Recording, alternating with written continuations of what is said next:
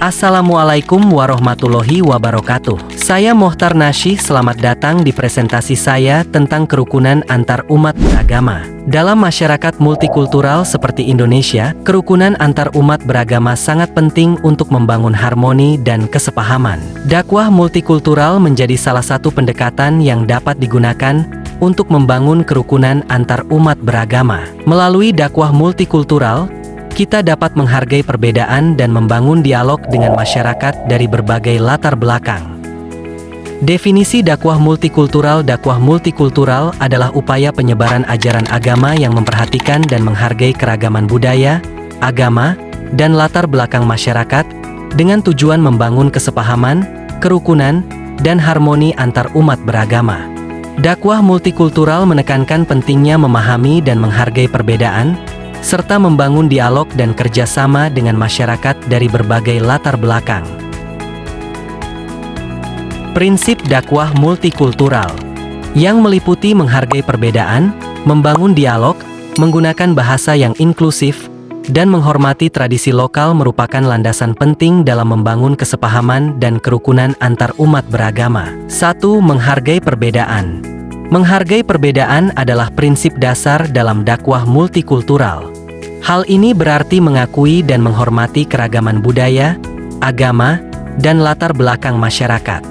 Menurut Abdullah Said, 2006, menghargai perbedaan adalah kunci untuk membangun kesepahaman dan kerukunan antar umat beragama. 2. Membangun dialog. Membangun dialog adalah prinsip penting dalam dakwah multikultural.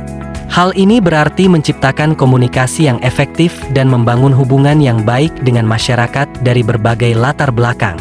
Menurut Hans Kung, 1991, dialog antar umat beragama adalah kunci untuk membangun kesepahaman dan kerukunan. 3. Menggunakan bahasa yang inklusif. Menggunakan bahasa yang inklusif adalah prinsip penting dalam dakwah multikultural. Hal ini berarti menggunakan bahasa yang tidak menyinggung atau memecah belah masyarakat. 4. Menghormati tradisi lokal. Menghormati tradisi lokal adalah prinsip penting dalam dakwah multikultural. Hal ini berarti mengakui dan menghormati tradisi dan budaya lokal, serta tidak memaksakan nilai-nilai atau tradisi sendiri kepada orang lain. Menurut Clifford Geertz, 1973, menghormati tradisi lokal adalah kunci untuk memahami dan membangun kesepahaman dengan masyarakat lokal. Teori ini didukung oleh konsep antropologi budaya yang dikemukakan oleh Melville Herskovits, 1955. Manfaat kerukunan antar agama. Membangun kepercayaan dan kesepahaman adalah terciptanya suasana damai dan harmonis dalam masyarakat, di mana setiap umat beragama saling menghormati dan hidup berdampingan tanpa prasangka. Kerukunan ini membangun kepercayaan antar kelompok, memperkuat kerjasama dalam berbagai bidang, serta menciptakan pemahaman yang lebih mendalam terhadap perbedaan. Tantangan dalam membangun kerukunan seringkali berasal dari kurangnya pemahaman dan kesadaran masyarakat terhadap pentingnya toleransi dan hidup berdampingan secara damai. Banyak orang masih terjebak dalam stereotip negatif, fanatisme sempit, serta kurangnya informasi yang benar tentang agama lain.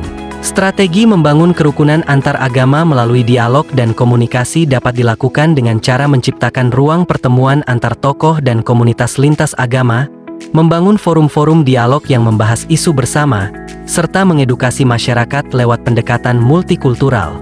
Tokoh agama dapat berperan aktif sebagai duta perdamaian, sementara media massa dan media sosial dimanfaatkan untuk menyebarkan pesan-pesan toleransi. Dengan komunikasi yang terbuka dan jujur, kesalahpahaman bisa diatasi dan semangat persaudaraan dapat tumbuh di tengah keberagaman. Nah, mungkin kurang lebih seperti inilah penjelasan yang bisa saya jelaskan. Jadi, kesimpulannya, kerukunan antar umat beragama merupakan fondasi penting dalam membangun masyarakat yang damai, adil, dan harmonis. Dalam konteks masyarakat multikultural seperti Indonesia, kerukunan ini menjadi semakin penting karena perbedaan agama, budaya, dan latar belakang merupakan bagian dari kehidupan sehari-hari.